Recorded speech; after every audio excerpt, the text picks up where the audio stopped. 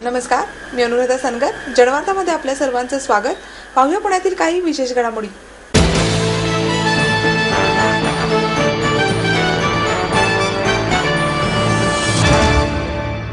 शहरात 1 लाखापेक्षा जास्त कुत्री आहेत. यासाठी त्यांची गणना करून त्यांचा उपद्रव रोखला पाहिजे, असा सवाल करून नगरसेवकांनी प्रशासनाला धारेवर धरले. महापालिकेने 1993 मध्ये कुत्र्यांची गणना केली होती, तेव्हा 40,000 कुत्रे होती. गेल्या काही वर्षात शहराचा दुप्पट विस्तार झालेला असला तरी कुत्र्यांची संख्या आजही 40,000च असल्याचे सांगितले जाते, असा सवाल करून नगरसेवकांनी प्रशासनाला धारेवर धरले. महापालिका प्रशासनाने जुलै 2013 मध्ये पर्यावरण अहवाल मान्यतेसाठी सर्वसाधारण सभेपुढे ठेवला होता, परंतु नगरसेवकांच्या उदासीनतेमुळे गेल्या 7 महिन्यांपासून सभा पुढे ढकलली जात होती. शेवटी 2014 मध्ये नवीन सभागृहाच्या उद्घाटनानंतर पहिल्याच सभेत पर्यावरण अहवालावर चर्चा झाली. नगरसेविका माधुरी सहस्त्रबुद्धे म्हणाल्या, शहरात भटक्या कुत्र्यांची संख्या वाढली असून रोज 30 ते 40 लोकांना कुत्री चावतात. गेल्या वर्षभरात सुमारे 12,500 जणांना कुत्री चावली आहेत. 1993 साली केलेल्या गणनेत कुत्र्यांची संख्या 40,000 होती.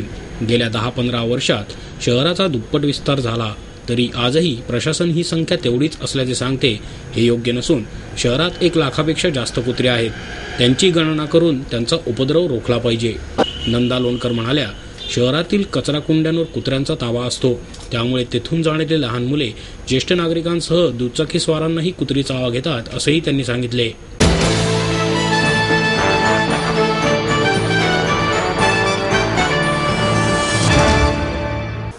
डॉक्टर नरेंद्र दाभोळकर यांच्या हत्येचा तपास जमत नसेल तर पद खाली करा, असा इशारा डॉक्टर हमीद दाभोळकर यांनी सरकारी यंत्रणेला दिला. डॉक्टर दाभोळकर यांच्या हत्येला 5 महिने पूर्ण होऊनही तपासात यश न आल्याबद्दल अंधश्रद्धा निर्मूलन समितीतर्फे डॉक्टर दाभोळकर यांच्या हत्येच्या ठिकाणी आंदोलन करण्यात आले. यावेळी डॉक्टर दाभोळकर यांची कन्या मुक्ता, अंधश्रद्धा निर्मूलन समितीचे प्रधान सचिव माधव बावगे, मिलिंद देशमुख, श्रीपाद ललवाणी, मनीषा महाजन आदी उपस्थित होते. डॉक्टर नरेंद्र दाभोळकर यांच्या हत्येच्या तपासात आम्हाला विश्वासात न घेता जबाबदारी झटकून बोलण्याचा प्रकार निंदनीय आहे. त्यांच्या हत्येचा तपास जमत नसेल तर पद खाली करा, असा इशारा डॉक्टर दाभोळकर यांचे पुत्र डॉक्टर हमीद दाभोळकर यांनी सरकारी यंत्रणेला दिला. तपासाबाबत कुटुंबियांना, कार्यकर्त्यांना विश्वासात घेतले पाहिजे. हत्येनंतरच्या 2 तासात कोणत्या प्रकारे तपास झाला, नाकाबंदी असतानाही आरोपी कसे पळून गेले, याची उत्तरे पोलिसांनी दिली पाहिजेत. तपासाबाबतचे असे प्रश्न अनुत्तरित ठेवून तपास दुसऱ्या यंत्रणेकडे देण्याबाबत विधान करणे हे हतबलतेचे लक्षण आहे, असे हमीद यांनी स्पष्ट केले. धर्मांध शक्ती अजूनही कार्यरत असून ते बदनामीकारक मजकूर प्रसिद्ध करत आहेत. त्यांच्याबाबत शासन कारवाईऐवजी मूग गिळून गप्प आहे. त्यांच्यामुळे संपूर्ण देशाला धोका आहे. दुसऱ्या कोणाचाही बळी जाऊ नये यासाठी या गुन्ह्याचा योग्य तपास लागणे आवश्यक आहे, असेही हमीद म्हणाले. आगामी 20 फेब्रुवारीच्या आत खुनी आणि सूत्रधार सापडावेत, अशी आशा व्यक्त करून मुक्ता दाभोळकर म्हणाल्या, खुनानंतरच्या पहिल्या 2 तासात नेमके काय झाले याची माहिती अजूनही समोर आलेली नाही. पोलीस चौकी हाकेच्या अंतरावर असतानाही आरोपी पकडता आले नाहीत. तपासाबाबत हतबलता व्यक्त करणे हे उत्तर नाही. तपासाचे अनेक प्रकार आहेत.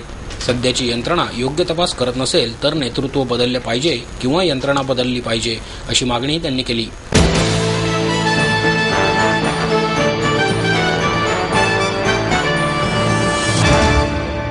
माहेर सोडून सासरी आले. इथे प्रेमाची, मायेची माणसं होती, पण माझं भविष्य सुरक्षित आहे याचा आनंद, आत्मविश्वास वाढवणारा होता. समृद्ध जीवन multistate multipurpose cooperative society limited. गुंतवणूक भावनांची, आनंद लक्षावधीचा. समृद्ध जीवन multistate multipurpose cooperative society limited.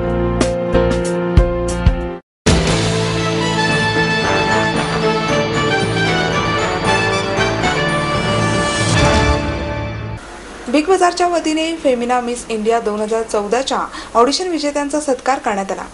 Fashion at Big Bazaar Femina Miss India 2014च्या पुणे शहरातील ऑडिशन्सच्या विजेत्यांचा पुण्यातील कोथरूड येथील बिग बाजारमध्ये गौरव करण्यात आला आहे. FBB फेमिना मिस इंडिया 2014 स्पर्धेचा टायटल स्पॉन्सर आहे. पुणे प्रादेशिक ऑडिशन्समधील निवडक स्पर्धकांमध्ये नीलम विरवानी, सुचिका महर्षी, ईशप्रीत कौर किल, संजना गणेशन, रुपाली जांभूळकर, आदिती खांडेकर, राधिका शर्मा आणि आदिती वत्स यांची FBB फेमिना मिस इंडिया 2014च्या मुंबईतील ऑडिशन्सच्या अंतिम फेरीसाठी निवड करण्यात आली आहे. या उपक्रमाचा हेतू पुण्यातील स्पर्धकांना प्रोत्साहन देण्याचा होता. फेमिना मिस इंडिया 2014 स्पर्धेच्या निवडीसाठी आयोजित केलेल्या सिटी ऑडिशन्स राऊंडच्या 13 शहरांमधील पुणे हे एक शहर आहे. पुणे फेरीमध्ये निवडलेल्या मुली ऑडिशन्सच्या प्रांतीय फेरीमध्ये सहभागी होतील, जी भारतातील 3 शहरांमध्ये आयोजित करण्यात येणार आहे. निवड प्रक्रिया सिटी ऑडिशन्स, रिजनल ऑडिशन्स आणि सिटी पेजंट्स अशा 3 स्तरांमध्ये विभागली असून सिटी ऑडिशन्स 13 शहरांमध्ये आणि रिजनल ऑडिशन्स 3 शहरांमध्ये घेण्यात येतील. 2 सिटी पेजंट्स असतील, जे मुंबईतील ऑडिशन्सच्या फायनल राऊंडमध्ये घेतले जातील. मिस इंडिया 2014 सौंदर्य स्पर्धा सर्व शहर आणि प्रांतीय ऑडिशन्स झाल्यानंतर अंतिम ऑडिशन्स मुंबईमध्ये होणार आहेत.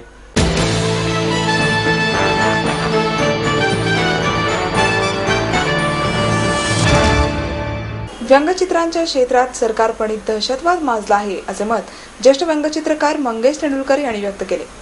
महाराष्ट्र साहित्य परिषद आणि कॉन्टिनेंटल प्रकाशनच्या वतीने मंगेश तेंडुलकर लिखित संडे मूड या पुस्तकाला ज्येष्ठ व्यंगचित्रकार श्रीधर फडणीस यांच्या हस्ते जीवी जोशी पारितोषिक प्रदान करण्यात आले. प्रकाशक रवींद्र गाटपांडे, अखिल भारतीय मराठी साहित्य महामंडळाच्या अध्यक्ष डॉक्टर माधवी वैद्य, प्रकाश पायगुडे यावेळी उपस्थित होते. मंगेश तेंडुलकर म्हणाले, आपल्या मनातील भावना व्यंगचित्रांच्या माध्यमातून मांडणाऱ्यांवर देशद्रोहाचा गुन्हा दाखल करण्या इतपत आज परिस्थिती निर्माण झाली आहे. आमच्या विरुद्ध बोलाल तर तुरुंगात जावे लागेल अशी अप्रत्यक्ष धमकीच दिली जात असून व्यंगचित्रांच्या क्षेत्रात सरकारप्रणीत दहशतवाद माजला आहे. व्यंगचित्रांच्या क्षेत्रात पूर्वीप्रमाणे सहिष्णुता राहिलेली नाही. राजकारण्यांविरोधात मत व्यक्त केले तरी त्यांच्यामध्ये जाणीव होती, परंतु आज देशद्रोहाचा गुन्हा दाखल करण्या इतपत सरकारची मजल गेली आहे. व्यंगचित्रकारांची 4ही बाजूंनी कोंडी केली जात असून एक प्रकारे सांस्कृतिक दहशतवादच पसरवला जात आहे. ही काही एक वेगळी नोंद असते आणि ती आयुष्यभर मी अनुभवत आहे. हे जे काही झालं ते कसं झालं याचं मला काही स्पष्टीकरण नाही देता येणार. मी व्यंगचित्रांच्या प्रांतात वावरत होतो, पण तिथे कोणी व्हावं अशी काही माझी महत्वाकांक्षा तेव्हाही नव्हती, आताही नव्हती. एकच इन्स्टिंक्ट होता मनामध्ये की आपल्याला काय काय जमतंय आणि काय काय करता येईल नाही हे बघू तर खरं. आणि प्रत्येक माध्यमामध्ये काहीतरी मला दरवेळेला नवीन सापडायचं. 1960 ते 75-76 या दरम्यान केव्हा तरी मी नाटकात स्टेजवरती पण होतो.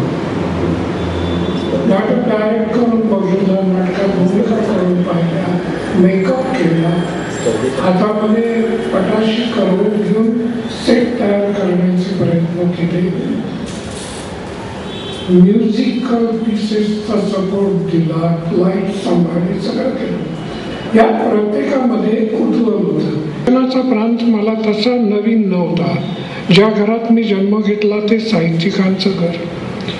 आता आप्पा बळवंत चौकात जे राखा बुक एजन्सी आहे ते 41 साली माझ्या वडिलांनी पुण्यामध्ये सुरू केलं. सुरुवातीला ते गांजवे चौक त्या भागात होतं, नंतर ते आप्पा बळवंत चौकात गेलं. आणि साहित्यिक म्हटल्यानंतर ते व्यवहारी असतच नाही, तीच परिस्थिती माझ्या वडिलांची झाली. त्यात ते पुस्तकाच्या दुकानाचा दिवाळा. मी ज्या वेळेला माझ्या इच्छेनं काही करायला जातो त्यावेळेला 4ही बाजूने मला थांबवलं जात आहे. व्यंगचित्र चितारणाऱ्याला एकच आउटलेट राहिलंय, ते प्रदर्शनाचं आहे. पण बाकीची माध्यमं आता राहिली नाहीत. पूर्वी सहिष्णुता होती, राजकीय क्षेत्रात पण होती. नेहरूंची व्यंगचित्र चितारली जात होती, पण त्याबद्दल नेहरू कोणावरही रागवले नाही त्या काळात. तो काळ वेगळा होता, आता बदललेला आहे. आता आपणच पाहतात व्यंगचित्रकाराला कुठल्याही कारणावरनं देशद्रोहाच्या आरोपाखाली अटक करण्यापर्यंत. श्रीधर फडणीस म्हणाले, व्यंगचित्रकारच नव्हे तर आज प्रत्येक कलाकाराची कुचंबणा होत आहे. प्रत्येक कलाकाराने निराश न होता काम केले पाहिजे. व्यंगचित्रांच्या माध्यमातून शब्दांप्रमाणेच व्यक्त होता येते. त्यामुळे हे साहित्य नाही हा गैरसमज दूर झाला पाहिजे असंही त्यांनी नमूद केले.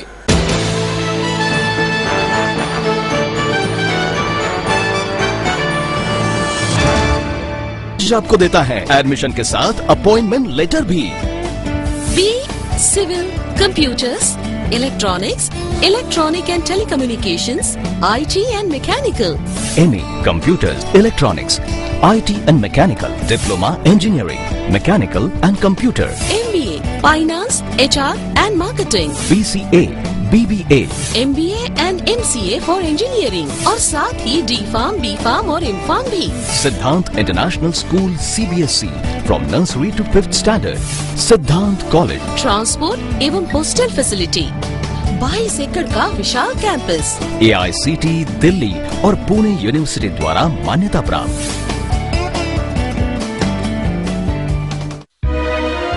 समृद्ध करियर की ओर सिद्धांत कॉलेज सुदुमरे पुणे. एडमिशन के लिए आज ही कॉल करें या लॉग ऑन करें.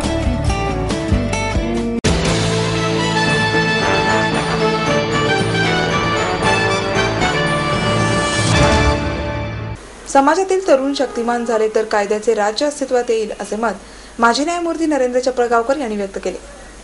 सरकारने कायदे करताना त्याची त्वरित अंमलबजावणी होण्यासाठी पावले उचलली पाहिजेत. समाजात समतेचा अधिकार आहे हे कायदे करणाऱ्यांनी लक्षात ठेवले पाहिजे. समाजातील तरुण शक्तिमान झाला तर कायद्याचे राज्य अस्तित्वात येईल असे मत माजी न्यायमूर्ती नरेंद्र चपळगावकर यांनी व्यक्त केलं. पुणे नगर वाचन मंदिराच्या वतीने संस्थेचे पहिले अध्यक्ष न्यायमूर्ती महादेव गोविंद रानडे यांच्या स्मृती प्रित्यर्थ आयोजित कायद्याचे राज्य व्याख्यानात चपळगावकर बोलत होते. संस्थेचे अध्यक्ष प्राध्यापक माधव सोमण, कार्यवाह अरविंद रानडे, सहकार्यवाह अनिल देऊरकर, श्रीनिवास मोडक, राजीव मराठे, सुबोध मुतालिक आदी यावेळी उपस्थित होते.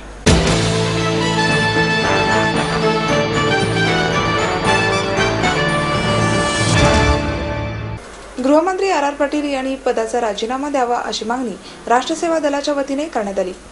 डॉक्टर नरेंद्र दाभोळकर यांच्या खुनाचा तपास योग्य दिशेने सुरू आहे असे सांगणारे राज्याचे गृहमंत्री आर पाटील यांनी राजीनामा द्यावा अशी मागणी राष्ट्रसेवा दल आणि समविचारी संस्थांच्या वतीने करण्यात आली आहे. डॉक्टर दाभोळकरांच्या हत्येनंतर 5 महिन्यांनी या घटनेचा तपास वरिष्ठ यंत्रणेकडे देण्याचा विचार चालू आहे असे सांगत 5 महिने लोकांची दिशाभूल केली आहे का असा प्रश्न या संघटनांनी केला आहे. पाटील यांनी आपला राजीनामा द्यावा अशी मागणी राष्ट्रसेवा दल आणि समविचारी संस्थेच्या वतीने करण्यात आली आहे.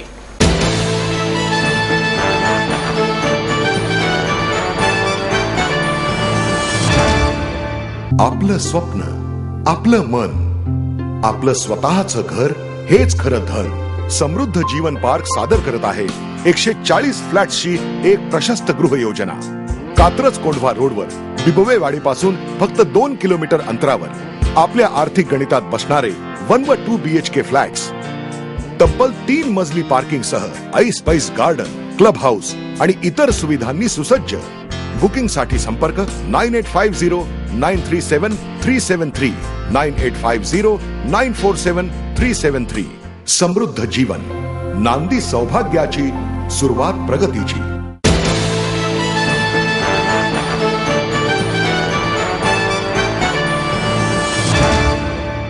आणि याबरोबरच आजचे बातमीपत्र संपले. उद्या पुन्हा भेटूया याच वेळी. नमस्कार.